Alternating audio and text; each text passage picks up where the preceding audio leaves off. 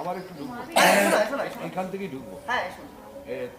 তোমরা একটা কাজ করবে, যাও তোমরা সবাই এই দিকে চলে যাবো। তো হ্যাঁ হ্যাঁ, দাঁড়িয়ে যা বাবু। মুখ করে দাঁড়াও। আরে ভিডিও এবং তোর পুরোটা ভিডিও তো আমি তো লেভেলে বললাম তোকে। আমি তুই তো ভাই টিচার, তুই একটু একটু মাস্টারমশাইকে সব গ্যাপ দিতে হবে, মাস্টারমশাইকে সবাই গ্যাপ দিতে হবে। সুবি সামনে আয়। হ্যাঁ ঠিক আছে, থাক সবাই বসে যা বসে যা বসে যা। নমস্কার, শুরু করেছিস? হ্যাঁ হ্যাঁ নমস্কার। ব্যান্ডেল আরোহী এবছরে ধাত্রীগ্রামে নাট্য উৎসব করছে।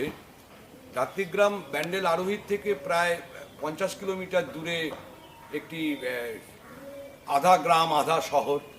এখানে একটা থিয়েটারের খুব ভালো মোকাম বলা যেতে পারে, ভালো জায়গা একটা সময় ছিল, আসর বসত। এখানে বহু গুণী মানুষের জন্মগ্রহণ করেছেন, সাহিত্যিক জন্মগ্রহণ করেছেন, কবি জন্মগ্রহণ করেছেন। তো ব্যান্ডেল আরোহী চেষ্টা করছে যে থিয়েটারকে কীভাবে আরেকটু প্রসার করা যায়, তার নিজের গণ্ডি ছাড়িয়ে থিয়েটার চর্চাকে। আমরা যেমন নাটক নিয়ে মঞ্চস্থ করার জন্যে বিভিন্ন জায়গায় পৌঁছই, দেশের বিভিন্ন প্রান্তে পৌঁছই, সেই রকম সেই থিয়েটার করার ইন্টারেস্ট, থিয়েটার করার যে আলো, সেই আলোটা আরও দূরে পৌঁছে দেওয়ার জন্যে আমরা যেমন এখানে থিয়েটারের উৎসবের আয়োজন করেছি, সেই রকম দুদিনব্যাপী একটি নাট্য কর্মশালার আয়োজন করেছি। এখানকার স্কুল পড়ুয়া ছেলে মেয়েদের মধ্যে আমাদের কাছে প্রায় 30 জন উপস্থিত আছে, যারা দুদিন ধরে ওয়ার্কশপ করবেন। এবং ওয়ার্কশপ করার পর ওরা ঠিক করবে, ওরা নিজেরাই ঠিক করবে যে আগামী দিনে ওরা থিয়েটার করতে চায় কিনা।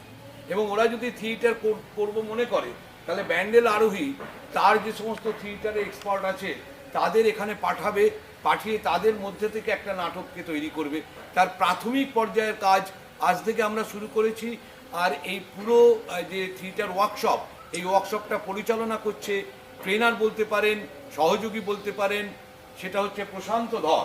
প্রশান্ত এনএসডি পাস আউট, ইয়াং গাই, কুচবিহারে বাড়ি, খুব ভালো কাজ করছে।